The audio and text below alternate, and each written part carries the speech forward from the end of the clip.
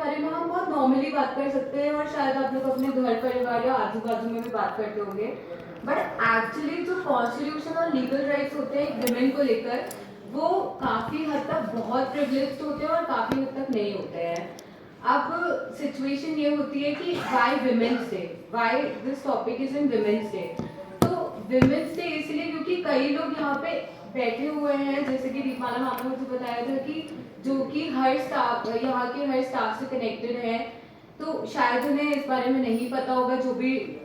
Usage है और misuse, जो कि बहुत ही एक्स्ट्रा हाई प्रिविलेज क्लास लोग होते हैं वो इस चीज़ का मिसयूज करते हैं, जिसके कारण इवन टुडे आज भी हमारे साथ ये स्थिति है कि जो पुराने समय में एक औरत के साथ होता हुआ आया है, आई वुड से कि सिर्फ गलत होता हुआ आया है, बहुत अच्छा भी हुआ है, बट आप अगर बहुत ही मिडीवियल पीरियड में जाएंगे, बहुत पुराने समय में जाएंगे, तो औरतों को हमेशा घर पे रखा जाता था एंड देवर आस्क्ड कि आप घर पे रहो क्योंकि आपकी सेफ्टी बनी रहे, क्योंकि उस टाइम पे मेन ये सोचते थे कि हम ज्यादा एजुकेटेड हैं and women should be safe guarded, जो औरतें हैं उनको सेफ गार्डेड रहना चाहिए घर पे। But today if we see technically आज भी हम उसी ऑरा में है, क्योंकि आज हमारे पास जो प्रिविलेजेस हैं लीगल राइट्स के, उसके कारण कहीं ना कहीं स्थिति बन चुकी है कि आदमी हमसे डरने लग गए हैं। मतलब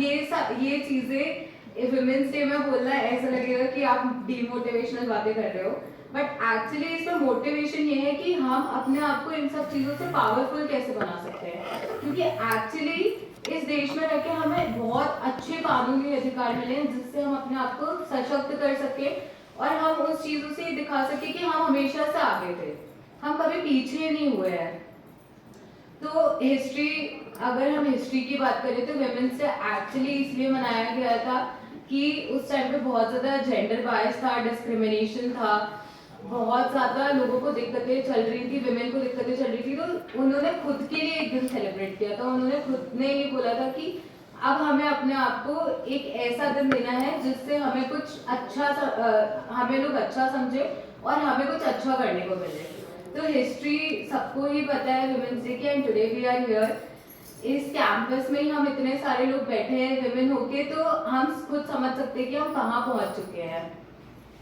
दूसरी चीज, एक छोटा सा जो हमारा संवैधानिक अधिकार है वो रिलेटेड टू आर्टिकल 1450 है, जो हमें हमेशा से मिला हुआ था, रिलेटेड टू इक्वालिटी, और जो जेंडर बायस, सेक्स डिस्क्रिमिनेशन, हर चीज़ों को लेकर जो हमें मिला हुआ था संवैधानिक अधिकार से, वो आज हम उसको यूज कर पा रहे हैं। That is why we all are sitting over here. दूसरी चीज जो मैं ये बोलूँगी,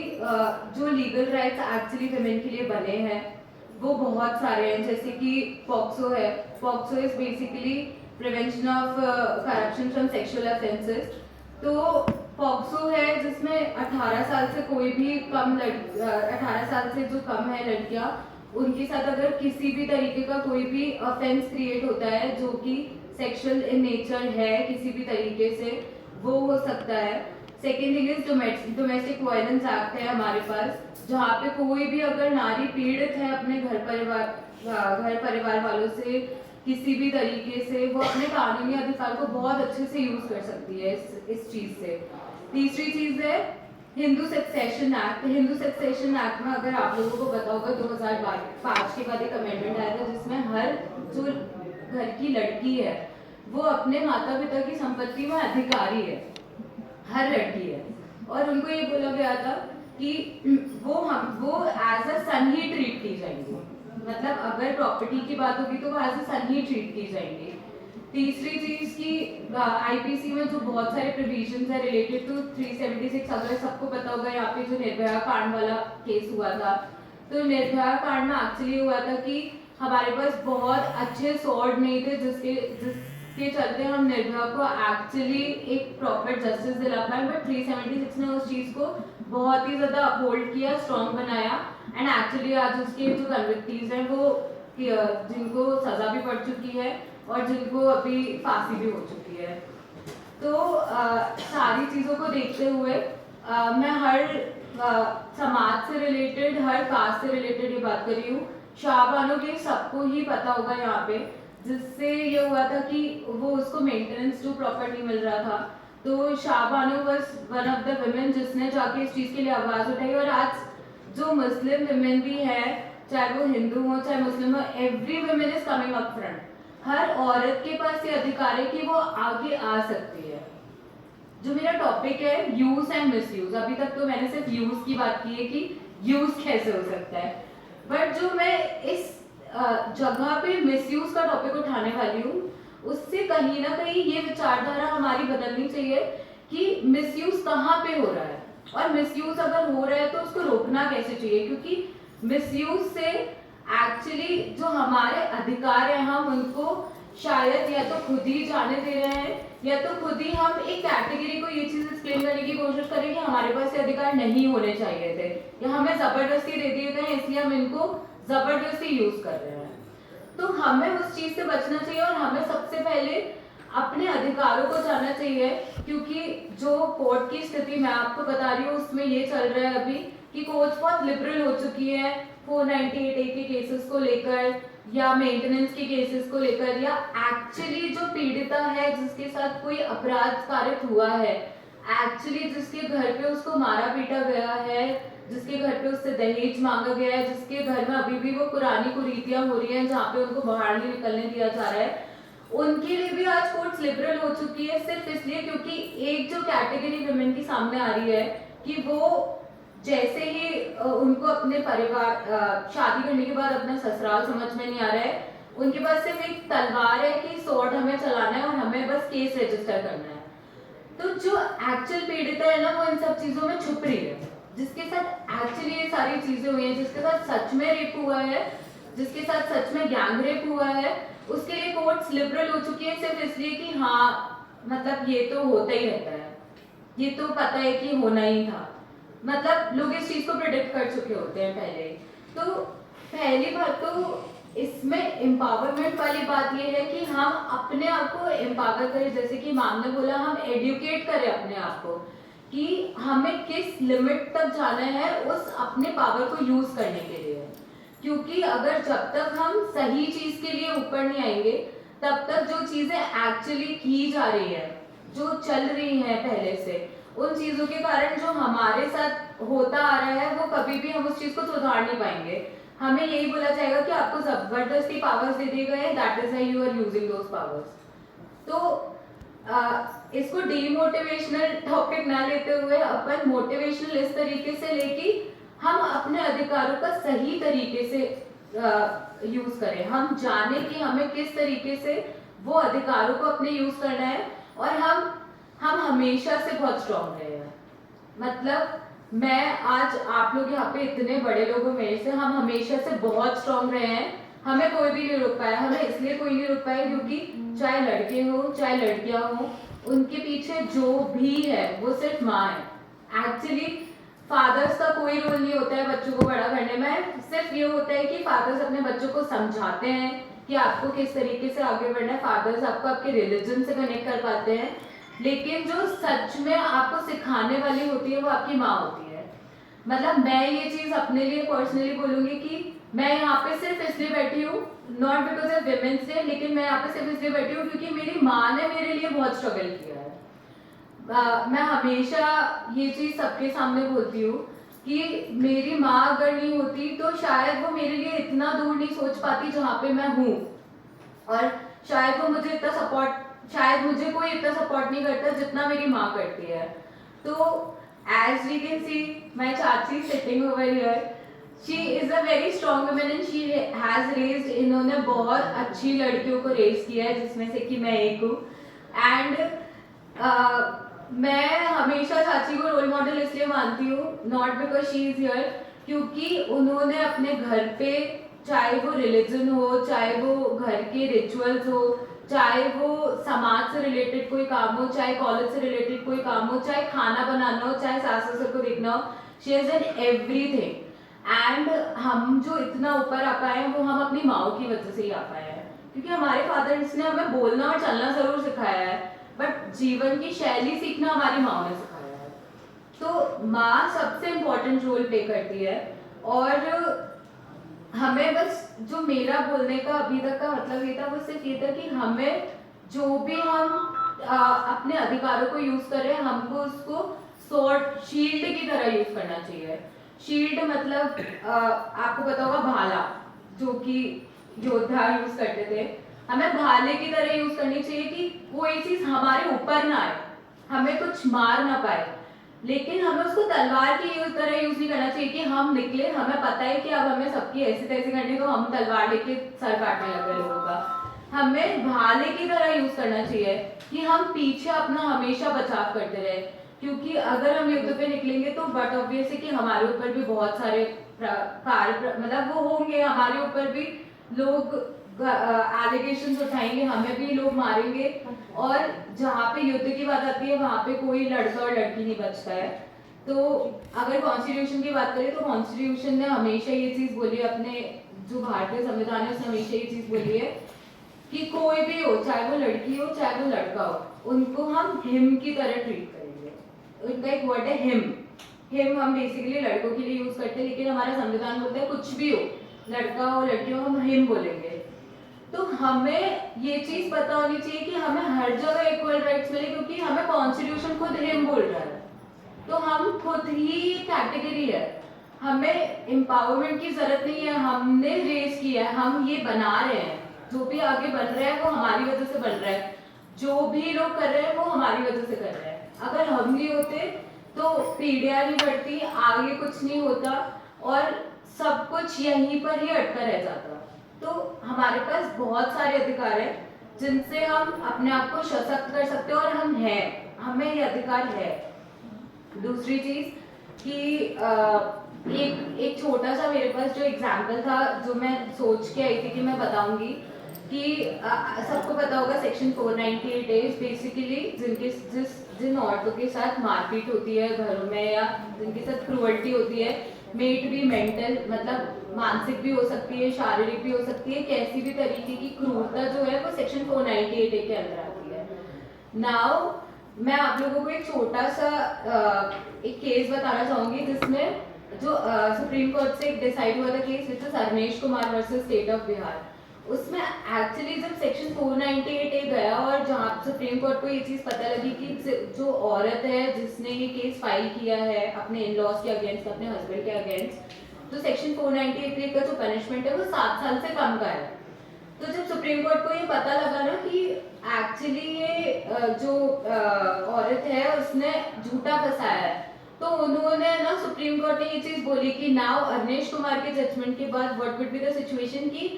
7 साल के लिए 7 साल के अंदर तक आपको जेल जाना ही नहीं पड़ेगा। जहाँ पे पनिशमेंट 7 साल तक की प्रिस्क्राइब्ड है वहां तब तक आपको जेल जाना ही नहीं पड़ेगा। तो आज आप ये सोचिए कि एक औरत के साथ जो क्रूरता हो रही है, इवन जो मारपीट हो रही है, जो शारीरिक कष्ट हो रहा है, मानसिक कष्ट हो रहा है, उसके लिए कुछ नहीं है। आप अगर 498 रजिस्टर भी करवाओगे तो भी जो एक्चुअल विक्टिम्स हैं जिनके साथ ये हुआ है उनके इन-लॉज नहीं जाएंगे जेल, क्योंकि उनको पुलिस थाने से ही जमानत मिल जाएगी। तो सबसे इम्पोर्टेंट चीज यही है कि हमें अपने आप में ये चीज पता होनी चाहिए कि हमें अपने अधिकारों को कैसे यूज करना है। मैं बार बार इसी टॉपिक में आ रही हूँ क्योंकि ये बहुत इंपॉर्टेंट है। जब तक हमें नहीं पता होगा तब तक हम अपनी जो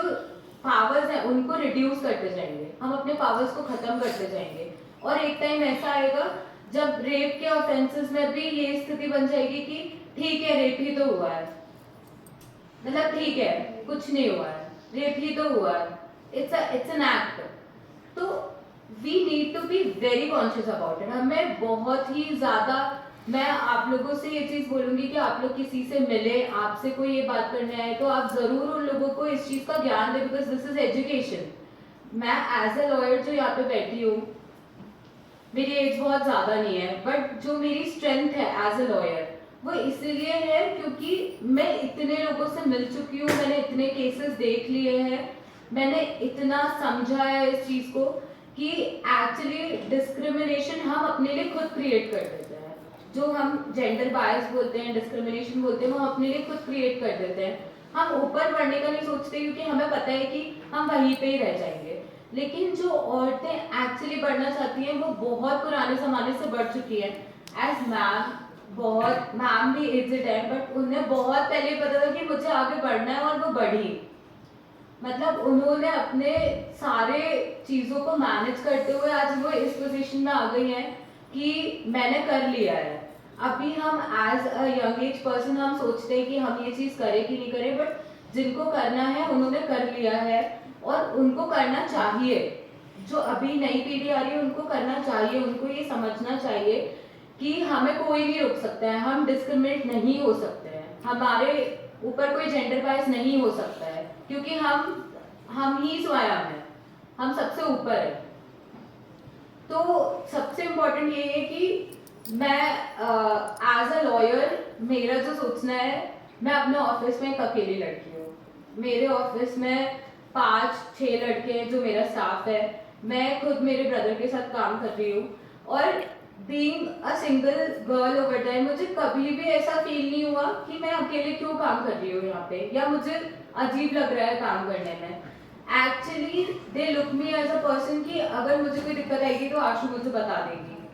जो मेरे से बड़े लड़के भी हैं जो ऑफिस में काम कर रहे हैं, वो भी ये सोचते हैं कि यार कुछ भी दिक्कत आएगी तो आशु हमें एटलीस्ट इस चीज़ के लिए करेक्ट कर सकती है। तो जेंडर डिस्क्रिमिनेशन हमें खुद को हटाना पड़ेगा, हमें जेंडर बायस खुद को हटाना पड़ेगा, हमें पता है कि हम कहाँ खड़े हो सकते हैं। जब मैं कोर्ट की बात करती हूँ, जब हम कोर्ट में जाते हैं तो रिलीफ हमें वैसी ही मिलती है जज से जैसे एक लड़के को मिल रही होती है, और जज हमें कम से कम इस चीज़ के लिए अप्रिशिएट करते हैं कि wow, as an advocate, as a girl आप आ रहे हो डाइस पे, आप आर्ग्यूमेंट्स कर रहे हो, वो उस चीज़ के लिए हमें अप्रिसिएशन मिलता है। हम हमेशा कोर्ट में जब जाते हैं तो हमें कभी भी ये नहीं बोला जाता है कि नहीं आपको तो ये टॉपिक समझ में ही नहीं आएगा, या आपको इतना ज़्यादा लीगैलिटी समझ में ही नहीं आएगी। और हमारे पास तमाम तरीके के केसेस होते हैं, not only about family court जो मैं अभी डिस्कस करी थी, बहुत सारे कॉर्पोरेट मैटर्स होते हैं, कंपनी मैटर्स होते हैं, सिविल केसेस होते हैं, जैसे कि मैंने हिंदू सक्सेशन एक्ट के बारे में बताया, बहुत सारे मैटर्स होते हैं। और कहीं ना कहीं जजेस ने एक्चुअली जो अभी पार्टीशन केसेस हो रहे हैं प्रेजेंटली, जहाँ पे लड़कियां एक्चुअली अपना अधिकार मांग रही हैं अपने पेरेंट्स से उनकी प्रॉपर्टीज में, उसमें जजेस इतना लिबरल हो चुके हैं क्योंकि उनका ये कहना है कि ये चीज़ गलत नहीं है कि आपको प्रॉपर्टी में अधिकार नहीं होना चाहिए, ये चीज़ गलत नहीं है, लेकिन आप डिपेंडेंट हो क्या, आपके पास इतनी, आपके जो हस्बैंड, आपके जो इन-लॉज है, क्या उनके पास डिपेंडेंसी है इस चीज़ की कि उनको जब तक हमारे घर का प्रॉपर्टी नहीं मिल जाती है वो सफाइज नहीं हो पाएंगे। तो हर घर डिफरेंट है, आप इसको ऐसे समझिए कि हर घर डिफरेंट है, जैसे आपके पेरेंट्स हैं उनकी कोई बहू होगी और आप किसी की बहू होगी, तो हर घर डिफरेंट है। और हमें सबसे इम्पोर्टेंट ये समझना चाहिए, एक्चुअली जो 2005 का अमेंडमेंट आया था उसका मेन रीजन ये था कि जो औरतें या जो लड़कियां जिनके पास कुछ भी नहीं है, जिनकी शादी कर दी गई है, जिनके इन-लॉज के पास कुछ नहीं है, या कोई घटना घट गई है, कोई ट्रेजेडी हो गई जिसके कारण उनके पास एक प्रॉपर लाइफस्टाइल नहीं है जिससे वो अपने जीवन का निर्वाह कर सके,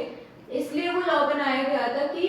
कम से कम लड़की के पास ये अधिकार हो कि वो अपने पेरेंट्स से जाके बोल सके कि I need something from you, मुझे आपसे कुछ चाहिए है। बट अब बिकॉज ऑफ दिस हर घर में एक प्रॉपर्टी डिस्प्यूट क्रिएट हो चुका है। पहले हम ये बोलते थे कि भाई भाई प्रॉपर्टी डिस्प्यूट क्रिएट करते हैं, अब हम ये बोलते हैं कि भाई बहन भी प्रॉपर्टी डिस्प्यूट क्रिएट कर रहा है। Every other home has a property dispute. जो अभी रिसेंट जो अभी एक जज है उनके यहाँ पे जब ये मुकदमा पहुंचा, मैं यूट्यूब में वीडियो देख रही थी उनका, तो उनका व्यू ये था कि आप एक काम करिए, उन्होंने बहनों से बोला आप एक काम करिए, आप अपने घर की भी प्रॉपर्टी यहाँ पे लेकर आइए और हम आप सबका प्रॉपर्टी डिस्प्यूट सॉल्व कर देंगे, हम सब, आप अपने घर की भी ले आइए, जो पेरेंट्स की है वो उसकी भी ले आइए, इन-लॉज की है वो भी ले आइए, हम सब बैठ के पूरा एक सा प्रॉपर्टी डिस्प्यूट सॉल्व कर देते हैं, हम सब बांट देते हैं, सब एक बार चाहिए हो जाना चाहिए। तो हमें ये समझना, जो मैं आप लोगों को बार बार ये चीज़ बोल रही हूँ ना, हमें ये समझने की क्या हमें ज़रूरत है कि नहीं है, क्या हमें अपने पेरेंट्स से वो चीज़, वो अधिकार मांगना चाहिए। मैं ये नहीं बोल रही हूँ कि वो गलत है, मैं ये बोल रही हूँ वो हमें पता होना चाहिए, क्योंकि जो लोगों की मानसिकता है ना वो ये है कि देखो लड़की को अधिकार मिला है तो उसने ऐसे यूज कर लिया, जो औरत को अधिकार मिला था ये देखो, इसलिए हमने बोला था कि उनके पास अधिकार नहीं होने चाहिए। एक्चुअली जो मैम बोल रही थी एम्पावरमेंट हमारे खुद से आता है, हम खुद के अंदर से एम्पावर अपने आप को कर सकते हैं। हम अपने राइट्स को इतना स्ट्रांगली यूज करें कि हमारे ऊपर कोई क्वेश्चन ना कर पाए कि हमने क्यों वो राइट्स यूज किए हैं, हमसे कोई ये चीज ना पूछ पाए कि हमने वो राइट सही यूज किए कि गलत तरीके से यूज किए हैं। मतलब ये चीज होनी चाहिए कि हमने राइट्स यूज किए, इसका मतलब वो सही है, गलत होना ही नहीं चाहिए। हमें किसी भी पाप का भागी बनना ही नहीं चाहिए, क्योंकि आज हम एम्पावरमेंट की बात कर रहे हैं, डिस्क्रिमिनेशन की बात कर रहे हैं। एक्चुअली जब हमको अपलिफ्ट कर दिया है सोसाइटी ने, तब हमको अपलिफ्टेड सिचुएशन में ही रहना है। हम अपने आप से अंदर से ये चीज जान चुके हैं कि हम जीन्स पहन के बाहर निकल सकते हैं, हम कुछ भी कपड़े पहन सकते हैं, हमें कोई भी नहीं रोक सकता है, क्योंकि laws are for in favour of us. Law हमारे फेवर में है, हम साड़ी पहने, हम सूट पहने, हम कुछ भी पहने, बट हमें पता है कि वो हमें किस तरीके से अपने अधिकारों को यूज करना है, क्योंकि सारे कानून हमारे फेवर में है। उस फेवर को हमें कैसे यूज करना है वो हमारे ऊपर है, सबसे इम्पोर्टेंट। दूसरी चीज की जो एक्चुअली फॉल्स केसेस अभी फिलहाल जो रजिस्टर हो रहे हैं डिफरेंट डिफरेंट फील्ड्स में, कोई भी तरीके के हो, चाहे वो रेप हो, चाहे वो सिर्फ आप लोगों ने सुना होगा स्टॉकिंग। स्टॉकिंग मतलब कि कोई आपको घूर रहा है, कोई आपको बुरी नजर से आपको लग रहा है कि कोई आपको खराब नजरों से देख रहा है, आप केस रजिस्टर करा सकते हो। कोई आपको छू के जा रहा है, केस रजिस्टर करा सकते हो, बिकॉज आपके पास वो है अधिकार। एक्चुअली मैं आप लोगों को थोड़ा सा एक आउटव्यू देना चाहूंगी जिससे आप लोग अवेयर हो सकते हो। जो अभी फिलहाल जो रेप के केसेस आ रहे हैं, या मैम बहुत अच्छे से जानती होंगी कि एमएनसीज में बहुत इजी होता है प्रिडिक्ट करना कि वेदर इट्स अ रेप और नॉट। तो जो एक्चुअली केसेस आ रहे हैं फिलहाल, हमें कोर्ट्स ये समझने लग गई है कि कंसेंट है, लड़के लड़की 18 साल के ऊपर के हैं, दोनों कंसेंटेड है, बिकॉज पेरेंट्स नहीं मान रहे हैं, तो इसलिए समाज में बदनामी ना हो, इसलिए केस रजिस्टर करा दो। केस रजिस्टर आपने करा दिया, बट क्या आप ये जान सकते हो कि लड़की के ऊपर क्या इम्पैक्ट पड़ेगा? लड़की के लिए हमेशा बोला जाएगा कि अरे ये तो रेप विक्टिम है, मतलब ना तो आप इस जगह से सुखी हो, ना तो आप उस जगह से सुखी हो। तो कोर्ट्स इतना लिबरल हो चुकी है कि 376 की जमानत यूं ही हो जाती है।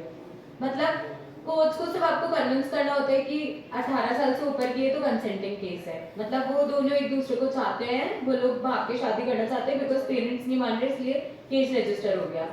तो उनकी जमानतें यूं हो रही हैं। अब आप एक्चुअली एक सिचुएशन प्रिडिक्ट करो कि एक्चुअली किसी के साथ, भगवान करे किसी के साथ एक्चुअली रेप कमिट हुआ हो, वो अगर जाके ये चीज बोलेगी ना कि मेरे साथ रेप कमिट हुआ है, तो जज उसको भी उसी व्यू से देखेगा कि ठीक है 18 साल के ऊपर की तो है, 18 साल के ऊपर की है, कंसेंट होगा कुछ ना कुछ, और वकील बहुत स्ट्रांग होते हैं कंसेंट निकलवाने में, वो कहीं ना कहीं से कुछ ना कुछ ट्विस्ट कर देंगे, क्योंकि वकीलों का काम ही वो होता है। बट आज मैं नॉट एज अ लॉयर, मैं एक्चुअली एक विमेन, एक इस कैटेगरी की हिस्सा बन के ये चीज बता रही हूँ आप लोगों को कि हमें बहुत ही ज्यादा इस चीज पे अवेयर होना पड़ेगा कि हमें किस तरीके से अपने कोई भी अधिकारों को यूज करना है, क्योंकि आज हम देखें तो हम हर चीज में अपने आप को अपलिफ्ट कर चुके हैं, और हमें हमारे घरों से वो छूट मिल चुकी है, और जिनके घरों से नहीं मिल रही है वो भी लड़कियां ऊपर आ चुकी हैं, या वो भी औरतें ऊपर आ चुकी है कि नहीं हमें करना है। जैसे कि मैम ने बोला कि खाने वाली जो आंटी है उनका भी वही इम्पोर्टेंट रोल है जो एक जॉब करने वाली विमेन का है, क्योंकि दोनों अपनी अपनी जगह में 100% दे रही है। एक जो खाने बनाने वाली आंटी है वो भी अपना 100% दे रही है खाना बना के, she is earning money out of it, और एक जो लेडी जॉब कर रही है वो भी अपना 100% दे रही है उस जगह में, मेट भी एनीथिंग। अभी रिसेंटली इसरो में बहुत सारी एंट्री हुई है विमेन की, तो जब मंगल मिशन लॉन्च हुआ था, एक्चुअली उसकी एक मूवी भी आई थी, तो कितनी लेडीज जो कि वहां पे थी, उन्होंने, there are major amount of ladies जिन्होंने वो मिशन को सक्सेसफुल करने में अपना समय दिया था। और एक्चुअली अगर आप लोगों ने मूवी देखी हो तो उसमें सबसे जो ब्यूटीफुल चीज ये थी कि विद्या बालन एक्चुअली एक कढ़ाई में पूड़ी तल रही है, एंड फ्रॉम देयर वो उसको ये चीज पता चलती है कि यार ऐसे भी हो सकता है कि हम इग्निशन ऐसे भी दे सकते हैं, क्योंकि जब आप गैस बंद कर दोगे तो उसके बाद भी आप एक दो पूड़ी तल सकते हो गर्म तेल में। तो एक्चुअली हमारा जो दिमाग है वो हम हर जगह यूज कर सकते हैं, हम बहुत स्ट्रांग है। आज मैं ये नहीं बोलूंगी कि आप लोग अपने आप को ऊपर उठाओ, क्योंकि हम ऊपर उठ चुके हैं। We are the privilege class of the society, हमारे बिना सोसाइटी चल ही नहीं सकती है। अगर मेरी माँ नहीं चाहती तो मैं यहाँ पे नहीं होती, बिकॉज उन्होंने मुझे परमिट किया, बिकॉज उन्होंने मुझे पढ़ाया, इसलिए मैं यहाँ पे हूँ। ऑब्वियसली मेरे पापा ने बहुत सपोर्ट किया है, उन्होंने फाइनेंस से सपोर्ट किया, उन्होंने मुझे इमोशनली सपोर्ट किया है, लेकिन जो डिसीजन था मुझे इस जगह पे पहुंचाने का वो मेरी माँ का ही था। एंड एडवोकेसी में litigation is a very difficult line, क्योंकि लड़कियों को एज यूजुअल पूरे दिन रहना पड़ता है कोर्ट में 4:30 बजे तक, then subsequently they have to attend office जाना पड़ता है, तो एक तरीके से आपका पूरा दिन चला जाता है सिर्फ काम में। तो इसमें ऐसा लगता है कि यार आप एडवोकेट हो तो आप तो शादी करो ही मत, कोई मतलब नहीं है शादी करने का, but it's not like that. हम जो फिलहाल अभी सुप्रीम कोर्ट में जज है जस्टिस बीवी नागरत्नम मैम, शी मतलब वो हमेशा ये चीज बोलती आई है कि she also belong to that background only. वो हमेशा से बहुत ही टिपिकल घरेलू बैकग्राउंड से रही है, लेकिन देयर इज अ पॉसिबिलिटी कि 2027 में वो अपनी इंडिया की पहली चीफ जस्टिस बने लेडी। तो जो व्यू है उन लोगों का, जो इतने बड़े बड़े स्कॉलर्स हैं, जो लेडीज है, उनका व्यू है वो सिर्फ यही है कि औरत में इतनी स्ट्रेंथ होती है कि वो सब कुछ संभाल सकती है। एक आदमी के अंदर इतनी स्ट्रेंथ नहीं हुई, क्योंकि आदमी को ये लगता है कि यार मैंने मेहनत कर ली है, मैं पूरे दिन बाहर रहता हूँ, मैंने पैसा कमाया, मैंने मेहनत कर ली है। लेकिन एक औरत है वो हर काम कर सकती है अगर वो चाहती है, वो खाना भी बना सकती है, वो कपड़े भी धो सकती है, वो बर्तन भी मान सकती है, उसके बाद वो काम पे भी जा सकती है, वो इंग्लिश भी बोल सकती है, और वो सब काम कर सकती है। वो बड़े बड़े स्कॉलर्स के साथ खड़ी हो सकती है, इसलिए हो सकती है क्योंकि भगवान ने डिजाइन वैसे किया है। सबको पता है कि जो काम औरत कर सकती है, जो बच्चे पैदा औरत कर सकती है, वो कोई नहीं कर सकता है, पीढ़ी को आगे कोई नहीं बढ़ा सकता है, सिर्फ एक लेडी ही कर सकती है। तो जो मेरा टॉपिक है यूज एंड मिसयूज का, मैं उसका आती हूँ। तो यूसेज तो हम सबको पता है, हम सब अवेयर हैं यूसेज से, बट मैं आप लोगों से यही चीज बोलूंगी कि मिसयूज इसलिए नहीं होना चाहिए कि हम अपने आप को और स्ट्रॉन्ग बना सके, हम अपने आप को डिस्क्रिमिनेट ना करें लोगों से, हमको कोई ये ना बोल सके कि देखो ये औरत है इसलिए इसके साथ ऐसा हो गया। आज केसेस मेरे पास आते हैं जिनमें एक्चुअली विक्टिम्स के साथ कुछ बहुत क्रूरता हुई होती है उनके घरों में, एक्चुअली जहाँ पे दहेज प्रताड़ना हुई होती है, तो मैं यही बोलती हूँ कि आप पहले सही से बताओ एक्चुअली आपके साथ हुआ है कि नहीं हुआ है, क्योंकि हमें भी श्योर नहीं है कि एक्चुअली हुआ है उसके साथ कि नहीं हुआ है। तो ये मेंटालिटी चेंज होनी चाहिए एट अ वेरी स्ट्रेच। हमें ये पूछना ही नहीं है कि हुआ है कि नहीं हुआ है, हमें पहले ही पता होना चाहिए कि वो आई इसलिए क्योंकि उसके साथ हुआ है ये चीज। तो हमें अपने बेसिकली जो टॉपिक है कि हमें अपने अधिकारों का मतलब पता है, हमें अपने अधिकार पता है, हमें उसका मतलब पता है, लेकिन हमें ये पता होना चाहिए कि हमें उसे यूज कैसे करना है, और हम यूज करेंगे तो हम बिल्कुल छाती चौड़ी करके यूज करेंगे फिर उसको। और अगर हम बहुत मिडीवियल पीरियड एंशिएंट टाइम्स की बात करें तो बहुत बड़े बड़े स्कॉलर्स रहे हैं उस टाइम पे भी, जैसे द्रौपदी। द्रौपदी को लोग इसलिए गलत समझते हैं कि उसके 5 पति थे, बट एक्चुअली उनके बारे में बोलते हैं कि वो अग्निपुत्री थी, मतलब she was like a fire. उनकी स्ट्रेंथ थी कि उन्होंने 5 पतियों को संभाल लिया, और उनने अपने जीते जी लोगों को ये बता दिया कि इट्स ओके हम सब कर सकते हैं। उन्होंने सब कुछ किया है। द्रौपदी जो है उसने लड़ाई भी लड़ी है, उसने एक्चुअली जो पांडव्स की स्ट्रैटेजी होनी थी महाभारत लड़ने की उन्होंने वो भी बताई है, और eight the end of the day उनको जब दुर्योधन ने भरी सभा में उनकी जब साड़ी निकाली थी तो उन्होंने भीम से ये वरदान, मतलब उन्होंने ये फेवर मांगा था कि जब ये मरेगा तो मुझे मेरे जो बाल है वो इसके खून से धुलाना है आपको। That was the empowerment she has done that day. उन्होंने उसी दिन ये empowerment कर दिया था कि एक औरत का जो एनिमी है एक जो उसका दुश्मन है उसकी ये स्थिति हो सकती है। उसी दिन हम एम्पावर्ड हो चुके थे, उसी दिन वो लेके आ गई थी जब सीता माता ने एलिगेशंस को नहीं अपने अंदर लिया था, और वो जब धरती के अंदर चली गई थी तो उन्होंने ये चीज बोल दी थी कि मेरे लिए सबसे पहले मेरी सेल्फ रिस्पेक्ट इम्पोर्टेंट है। मैं किसी को यहाँ पे ये बताने नहीं बैठूंगी कि मैंने एक्चुअली मेरे ऊपर कोई एलिगेशंस लगने चाहिए कि नहीं। उन्होंने सिर्फ ये बोला था कि मेरी सेल्फ रिस्पेक्ट इम्पोर्टेंट है, तुम लोगों को जो भी संभालना तुम समझो, मैं इस चीज को एंटरटेन नहीं करूँगी। तो हम हमेशा से एम्पावर्ड हैं, हम कब एम्पावर्ड नहीं थे। बस हमें हमारे अधिकारों को के बारे में पता होना चाहिए, हमें एडुकेट करना चाहिए जिसको नहीं पता है, और दूसरी चीज कि हमें उस चीज को मिसयूज कैसे नहीं करना है, हमें लोगों तक ये सलाह कैसे पहुंचानी है वो हमें पता होना चाहिए, ताकि हर एक लेडी स्ट्रांग रहे,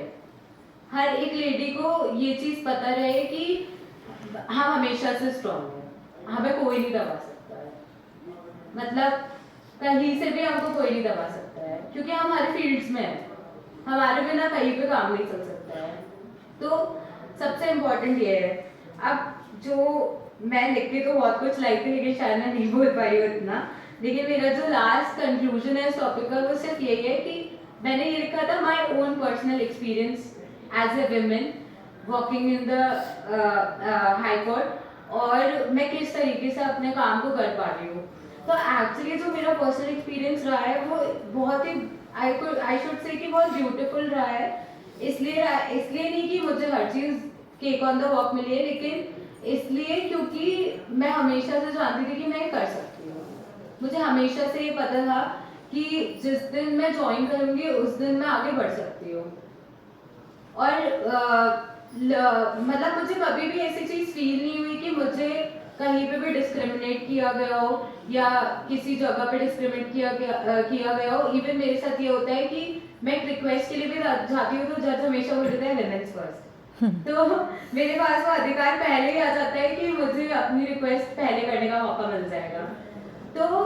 बस मेरा जो मेन टॉपिक था आई थिंक मैं आप लोगों को अच्छे से कन्वे कर पाई हूँ और मैं अवेयर कर पाई हूँ आप लोगों को। एक लास्ट जो मैं बोलना भूल गई वो ये था कि आई होप आप लोगों को सबको जो बैंगलोर केस है उसके बारे में पता होगा, जो अभी हाँ एक जिसने वीडियो बना के सुसाइड कमिट कर लिया था।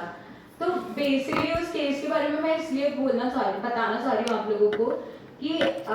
जब वो केस हुआ ना तो विमेन को बहुत ज़्यादा हेट्रेड मिलने लग गई थी। All over social media accounts are like कि आदमियों के लिए तो कोई लॉ ही नहीं बना है, हमारे साथ ही सिर्फ ये होता आया है, देखो हमारे एक बंदे को सुसाइड कमिट करना पड़ गया, उसके साथ जो वाइफ है उसने चीजें क्रिएट कर दी हैं उसके अगेंस्ट,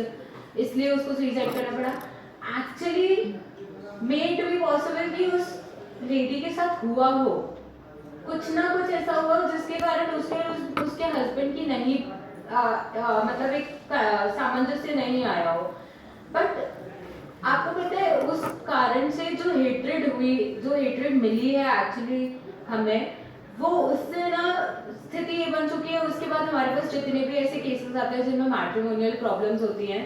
तो है ना वो लोग यही बोलते हैं कि किसी दिन हम भी अतुल सुभाष की तरह सुसाइड कमिट कर लेंगे, क्योंकि हम इतना परेशान हो चुके हैं कि हम भी कर लेंगे सुसाइड कमिट। तो एक्चुअली ना जो मेरा पूरा टॉपिक था अबाउट मिसयूज, वो मुझे इस पर्टिकुलर केस से ही अप्रिशिएट हुआ था कि व्हाई हेटेड टू अस। उसकी दिक्कत थी, he was in depression, he could not handle the case, वो केस को हैंडल नहीं कर पाया, he has committed suicide, उसने सुसाइड कमिट कर लिया। हमारे ऊपर हेट सिर्फ इसलिए, एक लेडी के ऊपर हेट सिर्फ इसलिए क्योंकि उसने केस को रजिस्टर किया था। मतलब आदमी की मानसिक दिक्कत जो थी वो किसी को भी नहीं पता थी, उसको भी नहीं पता थी, उसने अकेले बैठ के वीडियो बनाया और सुसाइड कमिट कर लिया। तो हेट्रेड हमें सिर्फ इसलिए मिली क्योंकि कानूनी अधिकार हमारे फेवर में है। तो जो मेरा टॉपिक था ना कि कानूनी अधिकार आप लोगों की रिस्पॉन्सिबिलिटी है एज ए वुमेन जो अवेयर हो रही है या फिर जो एडुकेट हो रही है, आप लोगों की रिस्पॉन्सिबिलिटी है कि आप लोग अपने लोगों को जाके बताओ। जैसे कि मैम ने बोला कि आपके पास हमेशा 5 लोग होने चाहिए, तो वो 5 लोग को बताओ, वो 5 लोग भी कहीं ना कहीं ये चीज़ों को समझेंगे कि कुछ भी चीज़ें हमें मिसयूज नहीं करनी है। अगर हम इस चीज़ को मिसयूज करेंगे तो हमारे साथ दिक्कतें क्रिएट हो सकती है, और हमारे साथ दिक्कत क्रिएट हुई एक्चुअली में वो लेडी का जो मतलब उसके साथ दिक्कत क्रिएट ये हुई कि एक्चुअली उस लेडी को जेल जाना पड़ा। उसके माँ बाप ने, लड़के के माँ बाप ने एक्चुअली में लेडी के ऊपर और उसके पेरेंट्स के ऊपर अबेटमेंट ऑफ सुसाइड का केस लगवाया था। तो हमें रियल सिचुएशन नहीं पता है कि हुआ क्या था, but at the end of the day we हम विक्टिम होके भी हमें अक्यूज बना दिया जाता है सिर्फ इसलिए कि हमने कुछ अपने लीगल अधिकारों को यूज किया है। तो मैं आप लोगों को सिर्फ ये अवेयर करवाना चाहूँगी आज कि आप लोग सारे लीगल जो भी आपके पास अधिकार हैं, चाहे वो संवैधानिक हो, आप सब चीज़ों को जानो और उसके बाद आप लोगों को इस चीज़ के लिए एडुकेट करो कि ये होने कैसे चाहिए, ये किस तरीके से एग्जीक्यूट होने चाहिए। जिस दिन ये चीज़ें फैलेंगी, ये चीज़ें एग्जीक्यूट होती जाएंगी, उस दिन हम हमेशा की तरह स्टैंड स्टिल रहेंगे, जैसे कि हम हमेशा से स्ट्रॉन्ग हैं। मतलब आज के लिए हम हमेशा से स्ट्रॉन्ग रहेंगे, आगे भी रहेंगे और हम हमेशा से थे। एक तो इम्पॉर्टेंट फैक्टर ये है कि without a women no home can get raised. कोई भी घर आगे बढ़ ही नहीं सकता है औरतों के बिना। औरतें सबसे पाइवटल पार्ट है सोसाइटी का। कोई भी प्रजाति जो है वो बच्चे पैदा नहीं कर सकती है जो औरत कर सकती है। तो हमें हमेशा से प्रिविलेज मिलेगा ही मिलेगा, और प्रिविलेज के साथ साथ जो हमें मिलना चाहिए उसके साथ साथ अब हमारे पास वो कानूनी अधिकार है जिससे हम उस चीज़ को आगे बढ़ा सकते हैं। तो मेरा जो टॉपिक है, आई थिंक आप लोग बोर्ड, जैसे कि आपने बोला बोर्ड नहीं हुए होंगे। एक बस आंसर देना है। अगर आपके बच्चे हैं और 18 साल के नीचे हैं या 18 साल के ऊपर हैं, तो बदलते हुए समाज के साथ as a mother, as a father, as a parent, हम जिस तरीके से बड़े हुए हैं और हमारे बच्चे जिस तरीके से बड़े हुए हैं, दोनों में बहुत फर्क है। तो महिला दिवस के दिन हम बीच का रास्ता अपनाएं, हम दोनों के बीच की डोर बने करें, क्योंकि हम पेरेंट्स का भी सुन रहे हैं, हाँ तुमने तो उनको बहुत फ्रीडम दे दिया, ठीक है। बच्चे ये सुनते हैं कि तुमने तो हमें फ्रीडम दिया ही नहीं, तुम हमें बस टोकते रहते। तो हम अपने विवेक का इस्तेमाल करें, क्योंकि आपको बच्चे चाहिए तो आप फ्रेंडशिप रखो, आपको पेरेंट्स चाहिए आप इसलिए आप उनका सुनो, बट अपना खुद का संयम, अपना विवेक और अपनी बुद्धि इस्तेमाल करके खुद को प्राथमिकता दो और खुद अच्छे रहो, क्योंकि ये बैलेंस करने के चक्कर में हम अपने आप को ना बनाएं। एग्जैक्टली। तो आई होप सबको अच्छा लगा होगा, और किसी को कोई भी क्वेश्चन हो तो मुझसे पूछ सकता है, और किसी को मेरे तक रीच होना हो तो वो भी मुझसे कर सकते हैं।